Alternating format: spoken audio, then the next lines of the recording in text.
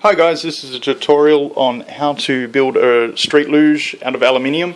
This is a professional street luge that you'll be able to race. This tutorial will just start with the risers, the front and rear risers that you attach the skateboard trucks to. Feel free to hit me up with any questions in the comment section, and feel free to subscribe. So the first thing you need to do is get yourself some channel, some aluminium channel. So this is your most basic channel that you get. You got 8 centimeters wide by 4 centimeters high. Alright, and you want to cut yourself your first length of your riser. So these are the actual risers on the board, right? So you have one front and one rear riser. Okay, now they're identical. Depending on, your specific style of riding, you might want to make the front or rear wider or shorter. But me myself, I make the front and rear identical. For the first cut out of the channel, make sure you get T6 aluminium. Don't get T5 or T7. T5 is too soft and you'll get too much flex in the actual board when you're riding. So what happens then is the front wheels actually come off the ground and the bottom of the board scrapes on the ground because you're getting too much flex in the actual aluminium itself around the nuts. What also happens is you end up bending where it's actually attached.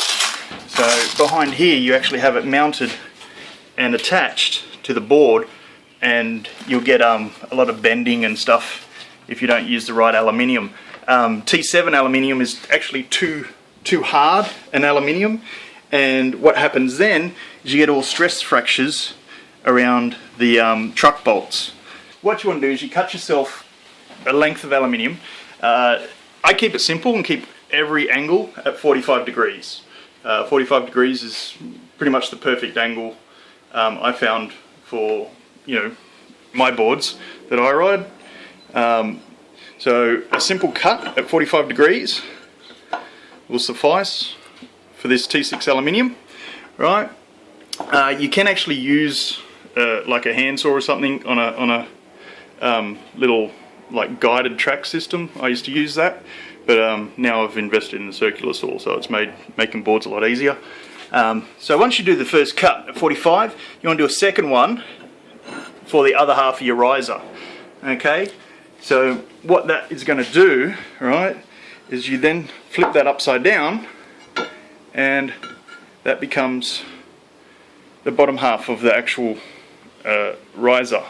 Okay, it's as simple as that. That's half the job done there for your board. You want to measure from the flat surface 24 centimeters down, do your 45 degree cut. Then your next piece is 9 centimeters from the cut to your next cut. It's 9 centimeters, okay? And there's your front and rear, 24 and 9 centimeters. So once you actually do that, you've pretty much got a front and rear riser for your board, which is literally half the board. So don't make the next mistake and try join them though immediately. Pre-drill all your holes, right?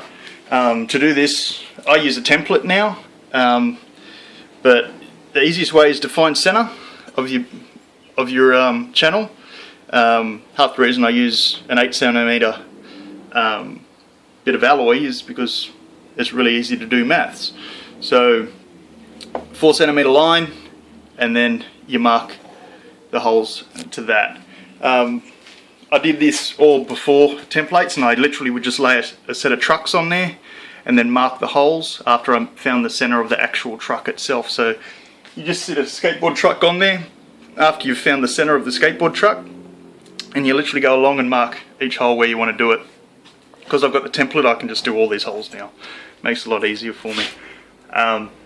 So the bottom one, this is one I prepared earlier, has the pre-drilled holes, because as you see, we want to mount it to the board. Okay, so you pre-drill the holes there. That's going to be flipped upside down and then attached to the next, to the other riser, right? Once you've actually done that, get it welded. I do welds on the inside and outside just for extra strength, as well as on the backs of it and underneath as well. So I do a complete weld all the way around. I found with previous boards, even though it's T6, any gaps around here, or even inside, start to separate over time. So now I just do a complete weld all the way around. I make sure the bead gets in there nice and deep. So yeah, anyway, if you can't do it yourself, take it to a welder. They generally charge like 20 bucks for a weld or something like that, you know. So yeah, to do the front and back, you know, there's 80 bucks, you know. So it's not a huge cost really in the big scheme of things. These boards will last you as long as you don't crash them.